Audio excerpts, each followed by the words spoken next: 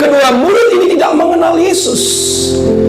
Sewaktu tiba-tiba Yesus datang, Yesus menghampiri kedua murid itu, maka Alkitab Anda saya mengatakan bahwa muka mereka muram. Tahukah saudaraku bahwa kedua murid ini sedang mempercakapkan bahwa mayat Yesus telah hilang, ya kan? Padahal mereka tidak tahu bahwa Yesus telah bangkit dari kematian. Kedua murid ini dalam perjalanannya ingin berkata bahwa, wah, guru yang diagungkan selama ini bisa mati, dan mayatnya juga dicuri. Siapa curi mayatnya? Tiba-tiba Yesus datang di sana. Sewaktu mereka bercakap-cakap, menarik sekali Bapak Ibu, di sana ada kata mukanya muram. Kata mukanya muram, saudaraku, itu artinya bahwa ya ini menunjukkan satu kekecewaan murid-murid. Ya. Kata muka muram ini berbicara tentang bahwa di mana mereka kecewa kepada Yesus. Apa itu Pak Pendeta rasa kecewa? Rasa kecewa artinya adalah yaitu mereka hilang harapan atau tidak sesuai dengan ekspektasi yang mereka inginkan dalam kehidupan mereka. Biasanya kalau orang kecewa itu, saudaraku, pahit hati. Orang kecewa biasanya orang yang tawar hati. Jadi orang-orang yang kecewa biasanya mereka selalu berhenti berharap kepada Yesus. Saya ambil contoh Bapak Ibu ya. Kita sebagai manusia, kita sebagai pendeta, sebagai hamba Tuhan juga pernah mengalami rasa kekecewaan.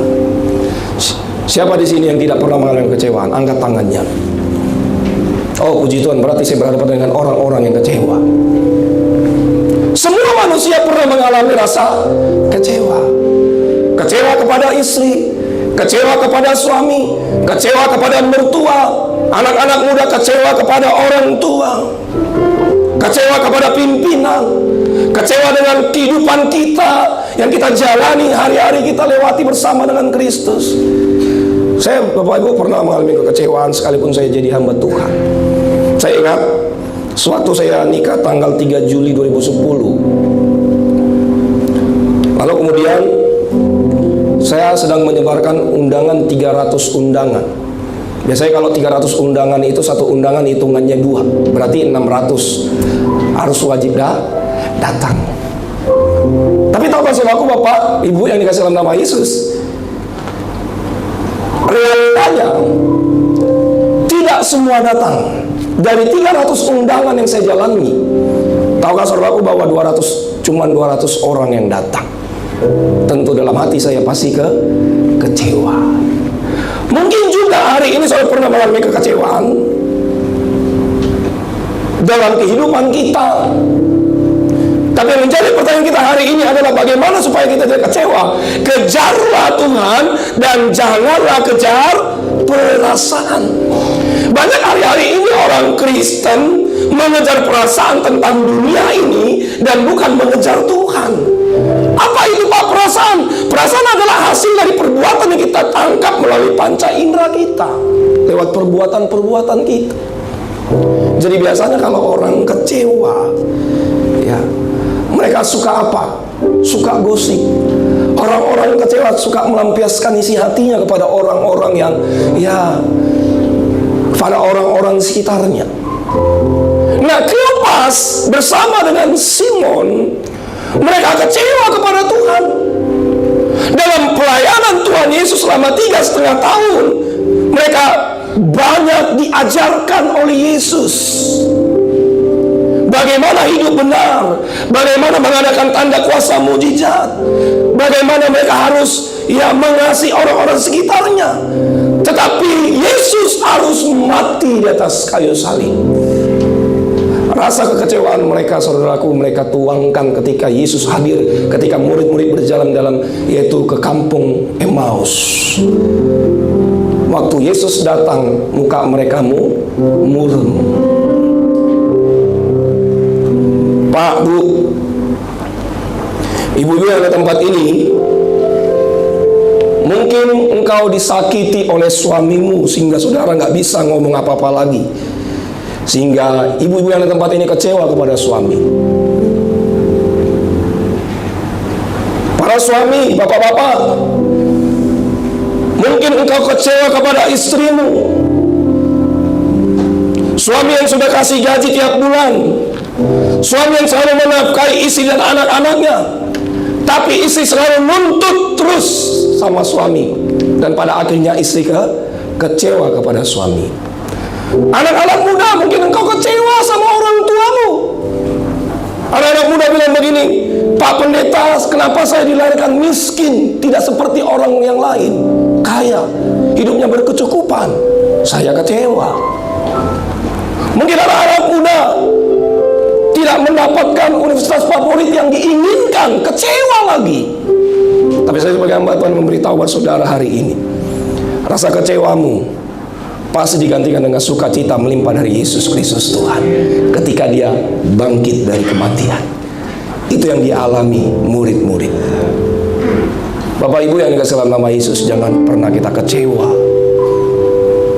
apalagi kecewa kepada suami, istri, mertua, dan anak. Memang hal yang manusiawi, kita pernah mengalami kekecewaan, tapi rasa kekecewaanmu jangan sampai berlarut-larut. Seperti saya menghadapi dengan orang-orang yang banyak kecewa di tempat ini. Oh enggak ya, puji Tuhan ya. Pak Bu, jangan kecewa. Amin. Saya percaya saudaraku, lewat kebangkitan Kristus, Tuhan memulihkan rasa kecewaan murid-murid dan kekecewaan Anda dan saya selama-lamanya. Beri tepuk tangan dulu, dipuji bagi Allah. Jadi yang pertama, tujuan Yesus menampakkan diri di jalan Emmaus memulihkan kekecewaan murid-murid. Yang kedua, Lukas pasal 24 ayat 25 sampai dengan 27. Ya, sama-sama kita baca 2, 3, ya. Lalu ia berkata kepada mereka, "Hai kamu apa?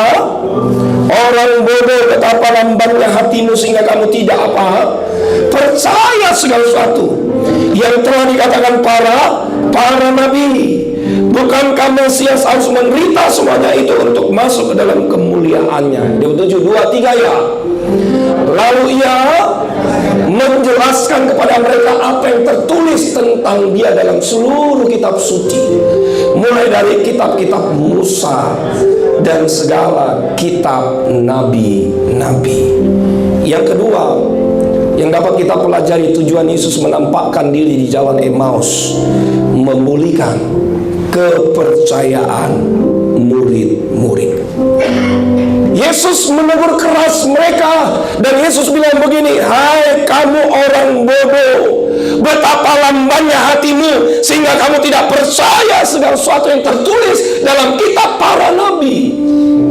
Ini teguran Yesus yang begitu keras kepada Simon, Petrus, dan Kleopas. Pada mereka Yesus selalu berulang-ulang berbicara, ya, Dia mati, Dia akan bangkit, bahkan Dia akan naik ke surga, menyediakan tempat. Kalau kita berbicara tentang percaya, saudaraku, kata percaya artinya beriman. Kata percaya artinya kita mempercayakan diri kepada Tuhan. 248 kali disebutkan di dalam kitab Perjanjian Baru. Tahukah saudaraku bahwa cara kita memandang kehidupan kita membentuk kehidupan kita, tetapi cara kita memandang Allah akan membentuk iman dan kepercayaan kita kepada Kristus. Katakan amin. Jadi seberapa besar engkau hari ini percaya dan beriman kepada Kristus? Kepercayaan saudara tidak bisa dihalangi oleh dunia ini. Kepercayaan saudara tidak bisa dihalangi oleh sakit penyakitmu hari ini. Kepercayaanmu tidak bisa dihalangi oleh kegagalanmu hari ini. Ada satu kisah di dalam Injil Markus pasal 5:28, saudaraku, di sana diceritakan bahwa sewaktu Yesus membangkitkan anak Yairus, tiba-tiba datang seorang perempuan yang sudah 12 tahun lamanya menderita pendarahan. Bahkan Alkitab sangat jelas, berulang-ulang dikatakan perempuan 12 tahun pendarahan ini sudah pergi ke beberapa tabib dan tidak kunjung sembuh. Sewaktu Yesus dalam kerumunan orang Wanita pendarahan 12 tahun ini menghampiri Yesus. Alkitab Anda saya mengatakan dia menjama ujung jubahnya. Dan wanita pendarahan 12 tahun ini bilang, asal saja ku jama ujung jubahnya, maka pasti aku sembuh. Wanita 12 tahun ini pendarahan ini memiliki iman yang luar biasa. Dia berkata, asal ku jama saja ujung jubahnya, pasti aku sembuh. Saudaraku, Bapak Ibu, dalam ketidaksanggupan saudara hari ini, saya percaya Tuhan memampukan saudara. Katakan amin. Tapi saudara, adakah engkau punya iman hari ini? Yesus sanggup melakukan perkara-perkara besar buat Anda dan saya. Kepercayaan saudara tidak akan pernah dibatalkan. Surga punya banyak stok untuk memberkati saudara hari ini. Amin. Percayalah, setiap kata kalimatmu sudah dicatat dalam kitab kehidupan. Yang menjadi pertanyaan kita hari ini, maukah saudara sabar menantikan jawaban doa itu? Amin. Saya teringat Bapak Ibu, berapa tahun yang lalu saya pernah berdoa ingin punya rumah di bumi. Itu berapa tahun yang lalu. Lalu kemudian saudaraku, berjalan dengan waktu, saya bilang sama Tuhan, Tuhan saya ingin punya rumah di Jakarta lah. Tahukah saudaraku bahwa saya sudah punya rumah di bumi. Berapa tahun yang lalu juga saudaraku, sebelum saya jadi hamba Tuhan, saya punya kerinduan ingin kuliah teologi. Sampai-sampai di frame foto saya buat ya pokok doa profetik. Jadi di frame foto saya itu saudaraku, saya tulis pokok doa saya masukkan pokok doa saya di frame foto saya. Ya, kalau saudara pergi ke rumah saya, jadi frame foto itu dengan pokok doanya masih ada saudara. Jadi saya masukkan pokok doa. Saudara tahu apa saja pokok doa saya? Yang pertama, kuliah S1 teologi. Yang kedua, ngambil kuliah master teologi. Yang ketiga, punya rumah di bumi. Yang keempat,